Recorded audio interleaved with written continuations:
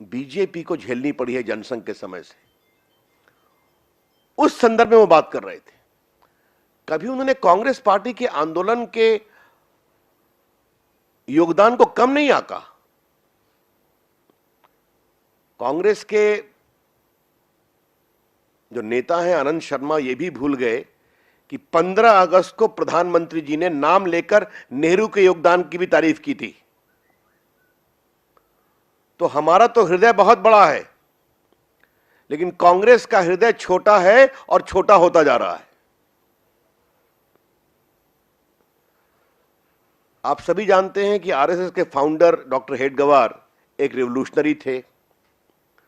कलकत्ता में पढ़ते थे तो अनुशीलन समिति के सदस्य थे और उन्होंने फॉरेस्ट सत्याग्रह में भाग लिया था 1930 में। जो सेंट्रल प्रोविंसेस है उनको 1 साल की सजा भी हुई थी। वो कांग्रेस के भी जिला स्तर के पद पर रहे थे, आपको मालूम है। हम स्वीकारते हैं कि जनसंघ पैदा नहीं हुआ था आजादी के पहले, लेकिन हमारे जो संस्थापक थे डॉक्टर श्यामा प्रसाद मुखर्जी, उन्होंने आजादी के कुछ साल बाद बलिदान दिया कि नहीं दिया, यह हम पहली बात कहना चाहते हैं। दीनदयाल उपाध्याय हमारे आदि पुरुष, the founding light of our party, उनकी हत्या हुई कि नहीं हुई? हजारों लाखों की संख्या में कश्मीर के सत्याग्रह में रजाकार आंदोलन के बाद केरला में, बंगाल में हमारे कार्यकर्ताओं को परेशान किया गया कि नहीं किया गया? प्रताड़ित किया गया कि नहीं किया गया? All the workers of the BJP or the earlier Jansangh or even the Sangh Parivar have suffered enormously, be it Kerala, be it Bengal, be it Kashmir, in the Maoist violence. ये सच्चाई है कि नहीं है?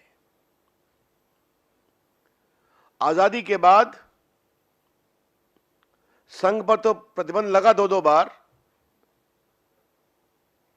Jansangh BJP पर भी, जनसंघ पर भी बैन लगा कि नहीं लगा इमरजेंसी में? हमें बताया जाए। इमरजेंसी में संघर्ष किया था कि नहीं किया था हम लोगों ने? आज थोड़ा मैं आनंद शर्मा को हिस्ट्री बताने की कोशिश कर रहा हूं कि गोवा लिबरेशन आंदोलन में जगन्नाथ राव जोशी ने भूमिका किया था कि नहीं किया था? इमरजेंसी के समय लाखों की संख्या में हमारे कार्यकर्ता, बीजे जनसंघ के, संघ के स्वयंसेवक, हमारे सभी टॉप नेता गिरफ्तार हुए, संघर्ष किए थे कि नहीं किए थे? और आनंद शर्मा जी, इमरजेंसी किसने लगाई थी? आपकी पार्टी ने लगाई थी। और आज आप श्यामा प्रसाद मुखर्जी के ऊपर आपत्ति कर रहे हैं, लेकिन कम्युनिस्ट पार्टी का साथ आपने इतना लिया है, and that communist party openly opposed the 1942 quit India movement. ये कम्युनिस्ट पार्टी ने, ये तो हिस्टोरिकली डॉक्यूमेंटेड है कि क्विट इंडिया मूवमेंट को बुरी तरह से विरोध किया था। अब कहा जा रहा है कि 41 में श्यामा प्रसाद मुखर्जी मंत्री थे और उनको जनसंघ का बताया जा रहा है। In 41 there was no Jansangh in existence. थोड़ा कांग्रेस के लोग अपना होमवर्क करना सीखें। लेकिन आनंद शर्मा एक बात का जवाब दें कि जवाहरलाल नेहरू जब प्रधानमंत्री बने तो पहले कैबिनेट में किसके निर्देश पर श्यामा प्रसाद मुखर्जी को मंत्री में बनाया गया था? डॉक्टर अंबेडकर और श्यामा प्रसाद मुखर्जी को गांधी जी के निर्देश पर मंत्री बनाया गया था। दे वर ऑल कंप्लीटली नेशनलिस्ट। तो जब हमारे प्रधानमंत्री ने कहा कि इतना सफर करना पड़ा है, पार्टीशन के बाद जो वहां से लोग उजड़ कर आए थे उनको रिहेबिलिटेट करने में संघ के लोगों ने भूमिका किया था कि नहीं किया था? Therefore, torture of Sangh Parivar people in Kerala, in Bengal, in Northeast, they are suffering in the emergency. The assassination of Shyama Prasad Mukherjee, Deen Dayal Upadhyay, many state level leaders. and the banning of the political party and also the Rashtriya Swayamsevak Sangh, or has been a part of that. Sardar Patel की चिट्ठियों का जिक्र किया जा रहा है संघ के बारे में. आपको पूरी कहानी मालूम है कि आनंद शर्मा थोड़ा अपना होमवर्क किया करें कि बाद में सारी बातचीत के बाद संघ पर के बैन को लिफ्ट किया गया जब डॉक्टर सरदार पटेल भी गृह मंत्री थे और नेहरू जी प्रधानमंत्री थे.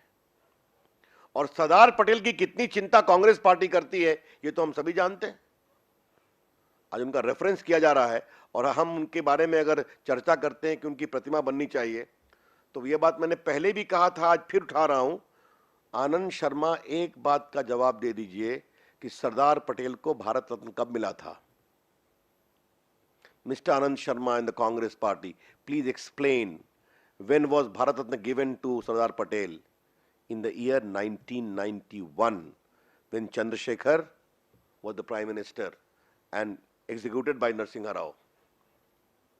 उनके पहले कितनों को मिला, राजीव गांधी को मिला, इंदिरा गांधी को मिला, नेहरू जी को मिला, राजेंद्र बाबू को मिला, राधाकृष्णन को मिला, वीवी गिरी को मिला, हमें कोई आपत्ति नहीं है, अच्छे लोगों को मिला. लेकिन सरदार पटेल 1950 में मरे और उनको भारत रत्न मिला 1991 में, 41 साल बाद. क्यों? आनंद शर्मा जवाब दीजिए. आपका राज्य था पूरा सेंटर में, अगर जनता पार्टी के 1.5 साल को छोड़ दीजिए 77 में, वो कौन सी ताकतें थी कि सरदार पटेल को भारत रत्न से रोक रही थी? मौलाना आजाद को भी मिला 1992 में.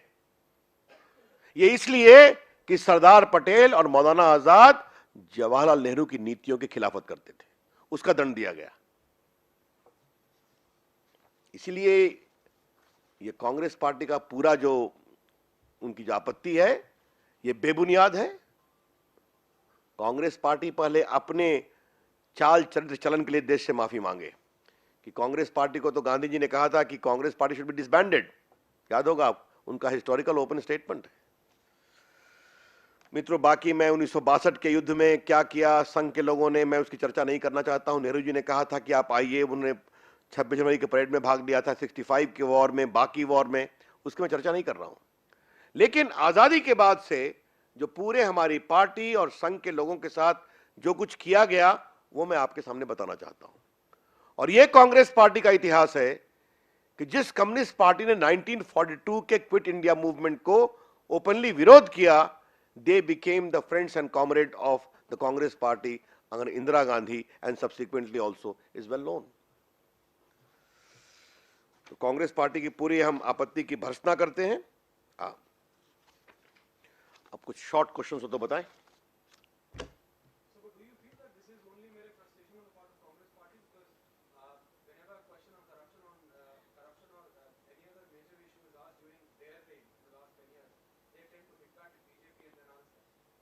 Well, I don't grudge them.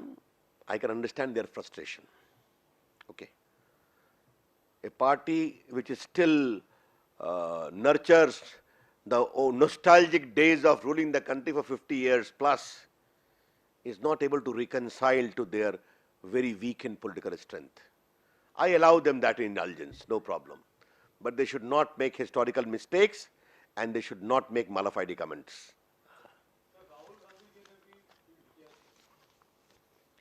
अब राहुल गांधी का ट्वीट किसने लिखा है मालूम करना पड़ेगा, उसने कितना होमवर्क किया है समझना पड़ेगा.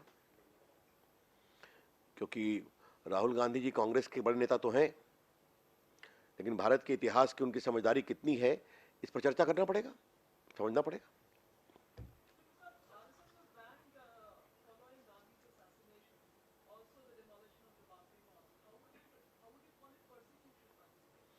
First of all, just to correct you, RS was also banned in 19 emergency days. But let me tell you very clearly. Yes, you have rightly raised the issue. Let me clarify. In the first proper, so many commissions are there, I can give you ad nauseum, where they said RSS had no role. There was a proper trial of Nathuram Godse that was also established. And thereafter the whole ban was lifted. Second, emergency, Indira Gandhi herself lifted the ban when she has been defeated before the Morarji Desai government could come to power.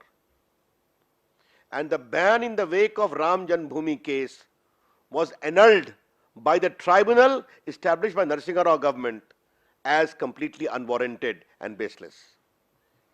So these facts also needs to be appreciated. This only reinforces what Modi ji had said. कि आजादी के बाद इतना ban किसी और पे हुआ है क्या? आप मुझे बताइए. कम्युनिस्ट पार्टी के लोगों ने क्या क्या कहा, क्या नहीं कहा, आर्म स्ट्रगल की बात करते थे, कभी बैन हुआ क्या उन पर? मैं माओवादियों की बात नहीं कर रहा हूं. But the CPM and CPI in 50s openly used to talk of armed struggle.